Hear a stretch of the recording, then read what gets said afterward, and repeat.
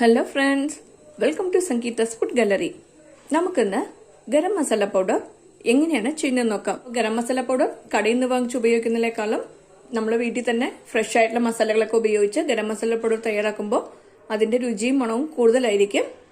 ഇപ്പോൾ ഗരം മസാല പൗഡർ ചെയ്യാൻ ആവശ്യമായിട്ടുള്ള സാധനങ്ങളൊക്കെ ഞാൻ എടുത്തു വെച്ചിട്ടുണ്ട്. ഇപ്പം ഇതെന്തൊക്കെയാണെന്ന് നോക്കാം.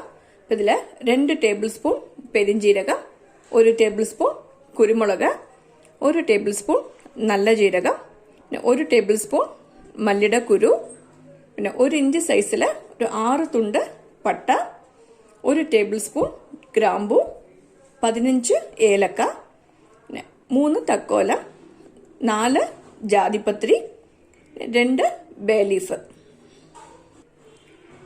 ഈ മസാലകളൊക്കെ ഒന്ന് ഡ്രൈ റോസ്റ്റ് ചെയ്തെടുക്കണം. ഇപ്പോൾ ഒരു പാൻ ചൂടാക്കാനായി വെച്ചിട്ടുണ്ട്. ഇതിലേക്ക് നമ്മൾ എടുത്തു വെച്ചിരിക്കുന്ന മസാലകളെല്ലാം ചേർത്ത് കൊടുക്കാം.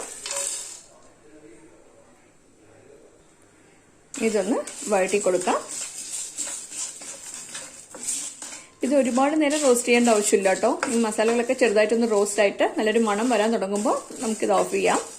ഈ മസാല റോസ്റ്റ് ചെയ്യാനായിട്ട് ഒട്ടും എണ്ണ ചേർക്കേണ്ട ആവശ്യമില്ല കേട്ടോ. ഈ മസാലയൊക്കെ ചെറുതായിട്ട് റോസ്റ്റായി തുടങ്ങിയിട്ടുണ്ട്. ഇപ്പൊ തന്നെ നല്ലൊരു മണം വരുന്നുണ്ട്. അപ്പൊ നമുക്ക് തീ ഓഫ് ചെയ്ത് കൊടുക്കാം. ഇത് കുറച്ചു നേരം ഒന്ന് ആറാനായിട്ട് വെക്കാം. ആറിയ ശേഷം നമുക്കിത് അരച്ചെടുക്കാം. ഇപ്പൊ ഗരം മസാല പൗഡർ അരച്ചെടുത്ത് വെച്ചിട്ടുണ്ട്. ഇപ്പൊ കറികളിലൊക്കെ നമ്മൾ ഇതുപോലെ ഹോം മെയ്ഡ് ആയിട്ട് ചെയ്ത ഗരം മസാല പൗഡർ ഉപയോഗിക്കുമ്പോൾ ഇതിന്റെ രുചി അടിപൊളിയായിരിക്കും. നിങ്ങളും ഈ റെസിപ്പി ട്രൈ ചെയ്ത് നോക്കണം. ഇഷ്ടമായെങ്കിൽ ലൈക്ക് ചെയ്യാനും ഷെയർ ചെയ്യാനും സബ്സ്ക്രൈബ് ചെയ്യാനും മറക്കരുത്. നിങ്ങളുടെ ഫീഡ്ബാക്ക് അറിയിക്കും വേണം. Thanks for watching.